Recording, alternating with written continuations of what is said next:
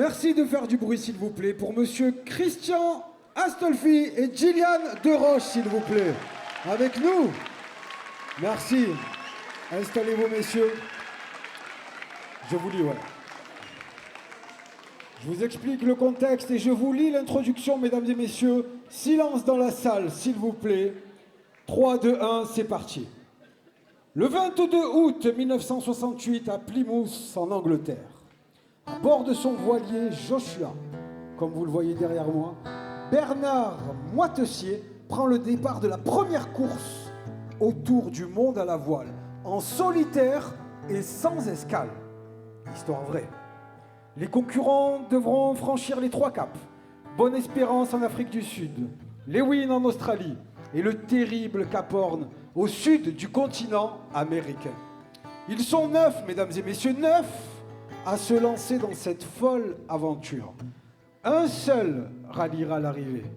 6 abandonneront et 1, malheureusement, disparaîtra en mer. Bernard Moitessier, lui, alors en tête de la course, décide de renoncer à la gloire et poursuit son voyage et son rêve. Incroyable. Dans son livre « La longue route », il raconte. 28 septembre, un mois que je suis parti. Je contemple mon bateau du sommet du grand mât, sa force, sa beauté, ses voiles blanches. J'écoute le bruit du vent dans le gréement, le bruit de l'eau sur la carène. Je passe de longs moments sur le pont à regarder les bulles d'écume monter dans le sillage. Je lis Terre des hommes de Saint-Exupéry. Le soleil se lève, il culmine, puis se couche, et un jour pousse l'autre en beauté. Quand j'étais gosse, ma mère me disait que Dieu a peint le ciel en bleu parce que le bleu est la couleur de l'espérance. Il a dû peindre aussi la mer en bleu, pour la même raison.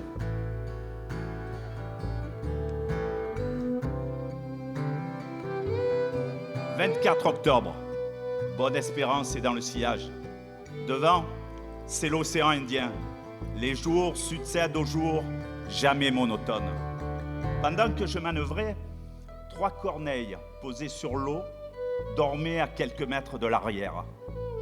Je suis descendu chercher un morceau de fromage que j'ai coupé en petits cubes. Je me suis allongé sur le pont pour qu'elles puissent prendre le fromage dans ma main. J'ai eu envie de les caresser, mais je n'ai pas osé. Je risquais par un geste maladroit de briser quelque chose de fragile. On peut tout détruire en voulant aller plus vite que la nature.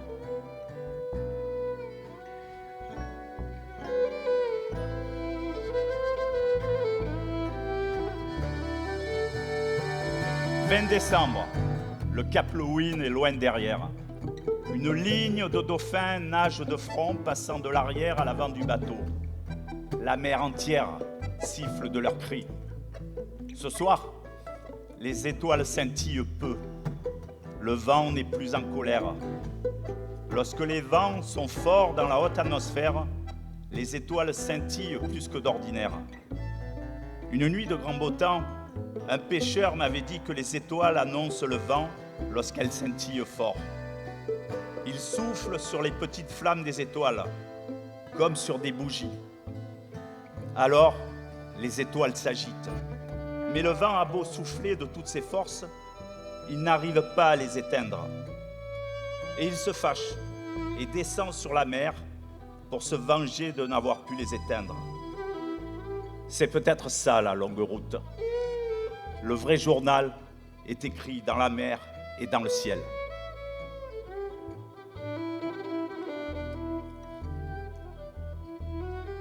Fin février 1969, je n'ai pas sommeil. Un rayon de lune ricoche sur le dos d'un nuage vers le sud et se transforme en un faisceau de lumière phosphorescente qui monte droit au ciel. Je reste sidéré. Comment la lune a-t-elle réussi un aussi joli coup? Le faisceau s'élargit. On dirait un énorme projecteur qui cherche dans les étoiles. Un second faisceau s'élève à côté du premier. Bientôt, il y en a une dizaine. Tout à coup, je comprends. C'est une aurore astrale, la première de ma vie. Peut-être le plus grand cadeau que m'aura donné ce voyage. Le Horn est là, tout près. Il n'y a plus rien, que le ciel et lui. Le ciel qui permet à la lune de jouer avec lui. Un rocher colossal, dur comme le diamant, posé sur la mer, sous la lune, et qui porte toute la grandeur des glaciers, des montagnes, des icebergs, des aurores australes et celle des albatros aux ailes immenses.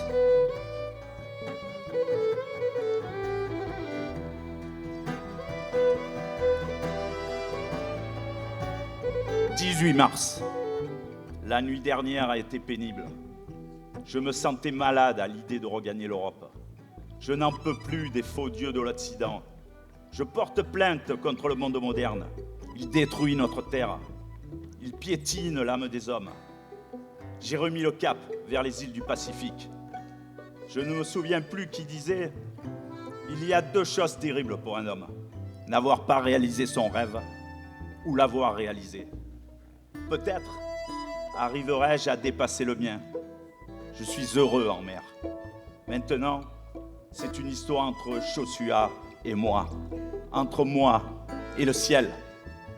Une grande histoire d'amour qui ne regarde plus les autres. » Merci, Dylan.